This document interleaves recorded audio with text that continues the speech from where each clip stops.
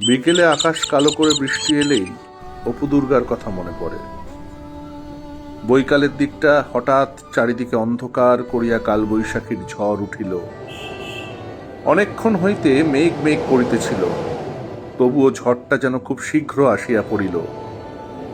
অপুদের বাড়ির সামনে বাঁশঝাড়ের বাঁশগুলো পাঁচিলের উপর হইতে ঝড়ের বেগে হটিয়া ওধারে পড়াতে বাড়িটা যেন ফাঁকা ফাঁকা দেখাইতে লাগিল।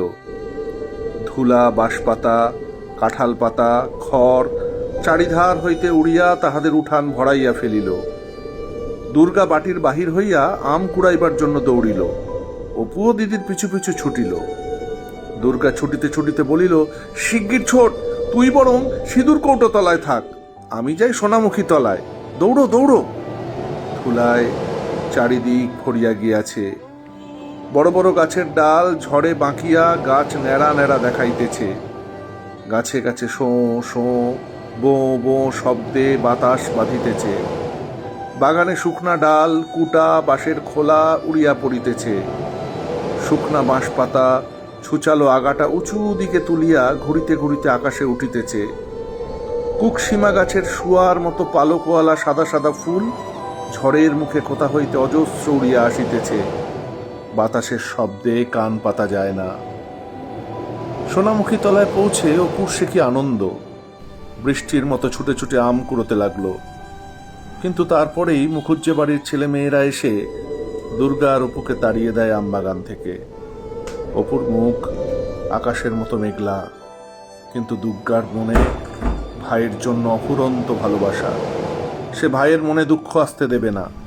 তাই অপুর হাত ধরে রাংচিতার বেড়ার ফাঁক গলে গভীর বনে দৌড়তে থাকে, বড় বড় আম কুড়াবার একরাশ স্বপ্ন নিয়ে।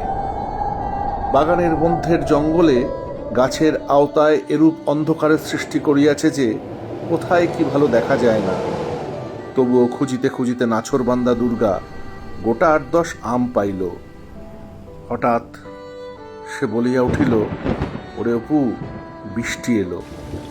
সঙ্গে সঙ্গে ঝড়টা যেন খানিকক্ষণ একটু নরম হইল। ভিজে মাটির সদা সদা গন্ধ পাওয়া গেল।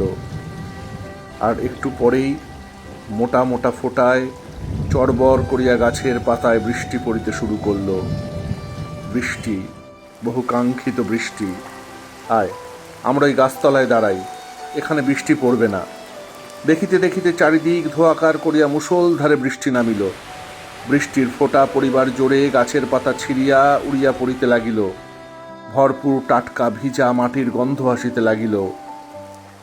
বাড়ি হইতে অনেক দূরে আসিয়া পড়িয়াছে।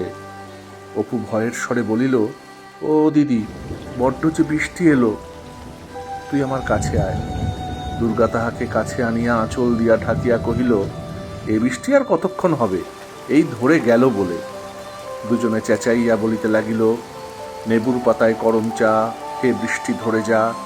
নেবুর পাতায় করম চা, হে বৃষ্টি ধরে যা। বৃষ্টির ছাপটায় তাহাদের কাপড় চুল ভিজিয়া টস টস করিয়া জল ঝরিতে লাগিল। ভয় নেই, ভয় কি, আয় একটু সরে আয়। তোর মাথাটা ভিজে যে একেবারে জুবড়ি হয়ে গেছে।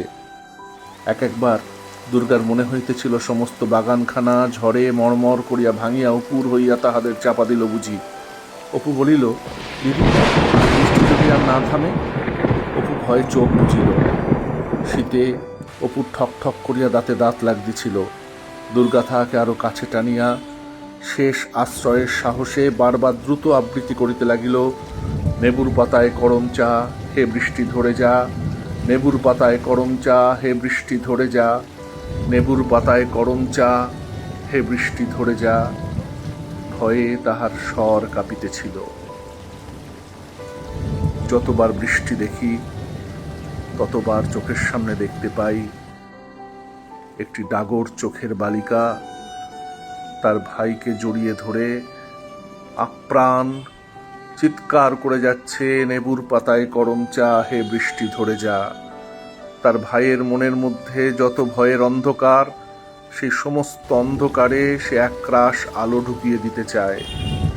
তার ভেজা আঁচল দিয়ে আপ্রাণ চেষ্টা চালিয়ে যাচ্ছে ভাইকে জলের হাত থেকে বাঁচাতে। এ দৃশ্য বড় অমোঘ, বড় বেদনার, বড় ভালোবাসার, বড় মায়ার। নেবুর পাতায় করম চা, হে বৃষ্টি ধরে যা। নেবুর পাতায় করম চা, হে বৃষ্টি ধরে যা।